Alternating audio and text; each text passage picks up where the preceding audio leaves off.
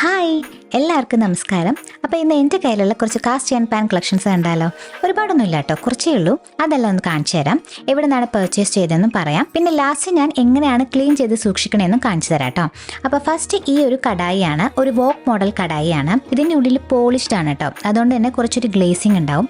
നല്ല smooth finish ആണ്, നല്ല പാൻ കേട്ടോ, അത്യാവശ്യം നല്ല വലിപ്പമൊക്കെ ഉണ്ട്. ഫ്രൈഡ് റൈസും ചിക്കൻ കറിയൊക്കെ ഉണ്ടാക്കാൻ അടിപൊളിയാണ്. പിന്നെ ഈ ഒരു സ്കില്ലറ്റ് ആണ്, അതായത് ഫ്രൈങ് പാൻ. ഇത് നമുക്ക് fish fry, chicken stir fry ചെയ്യാനൊക്കെ നല്ലതാ.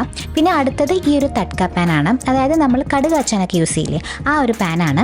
ഇതെനിക്ക് നല്ല ഇഷ്ടമുള്ള ഒരു സാധനമാണ് കേട്ടോ, നല്ല ക്യൂട്ടായിട്ടുള്ള ഒരു പാനാണ്. ഇപ്പോൾ ഇതുവരെ കാണിച്ച ഈ 3 പാനും ഞാൻ ന്യൂട്രോൺ എന്ന് പറഞ്ഞൊരു സൈറ്റിൽ നിന്നാണ് മേടിച്ചത്. ഒരു 3 years ആയി ഞാൻ അത് യൂസ് ചെയ്യുന്നു. അടുത്തത് ഈ ഒരു കടായിയാണ്. ഇത് ഞാൻ മോസ്റ്റ്ലി യൂസ് ചെയ്യണത് ഡീപ് ഫ്രൈങ്ങിന് വേണ്ടി കേട്ടോ.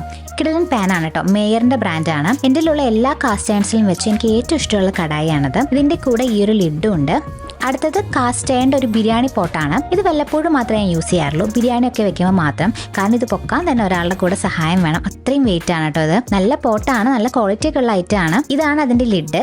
മെയിനായിട്ട് ഞാൻ ഇതിന് ഭംഗിയായിട്ട് മേടിച്ചതാണ്, പക്ഷെ ഇതൊന്ന് സ്റ്റൗവിന്റെ മുകളിൽ വെക്കാൻ അത്യാവശ്യം നല്ല ആരോഗ്യമാണ് കേട്ടോ. പിന്നെ ഈ ഒരു ദോശത്തവയാണ്, ഇതും ഞാൻ ന്യൂട്രോന്റെ സൈറ്റിൽ നിന്നാണ് വാങ്ങിച്ചത്. നല്ല തവയാണ് കേട്ടോ, നല്ല ക്രിസ്പി ദോശയൊക്കെ കിട്ടും. ഞാൻ ചപ്പാത്തി ഇതിൽ ചുടാറുണ്ട്. പിന്നെ അടുത്തത് വീണ്ടും ഒരു കടായിയാണ്. ഇത് വണ്ടർ ഷെഫ് എന്ന് പറഞ്ഞിട്ടുള്ള ബ്രാൻഡാണ്. ഇത് ഞാൻ മോസ്റ്റ്ലി എൻ്റെ എല്ലാ കറികളും ഉണ്ടാക്കാറുണ്ട്. അപ്പോൾ ഇതിൻ്റെ എല്ലാത്തിൻ്റെ ലിങ്ക്സ് ഉണ്ടെങ്കിൽ ഞാൻ മാക്സിമം ഇടാം കേട്ടോ. ഇനി ഞാൻ ഇതെങ്ങനെ ക്ലീൻ ചെയ്ത് സൂക്ഷിക്കണമെന്ന് കാണിക്കാം. കുക്ക് ചെയ്തതിന് ശേഷം ഞാൻ ഇതുപോലെ ലിക്വിഡ് യൂസ് ചെയ്തിട്ട് നന്നായിട്ട് സ്ക്രബ് ചെയ്ത് ക്ലീൻ ചെയ്യും. എന്നിട്ട് നന്നായി വാഷ് ചെയ്തെടുക്കും. ഉള്ളിലും പുറത്തേക്ക് നന്നായി ക്ലീൻ ചെയ്യണം കേട്ടോ. എന്നിട്ട് ഒന്നെങ്കിൽ നിങ്ങൾ വെയിലത്ത് വെച്ച് ഡ്രൈ ചെയ്യാം, അല്ലെങ്കിൽ ഞാൻ സാധാരണ ചെയ്യാറ് ജസ്റ്റ് ഒന്ന് സ്റ്റൗ ഓണാക്കി ഡ്രൈ ചെയ്തെടുക്കും. ഒരു കാരണവശാലും വെള്ളത്തോടെ എടുത്ത് വെക്കരുത് കേട്ടോ.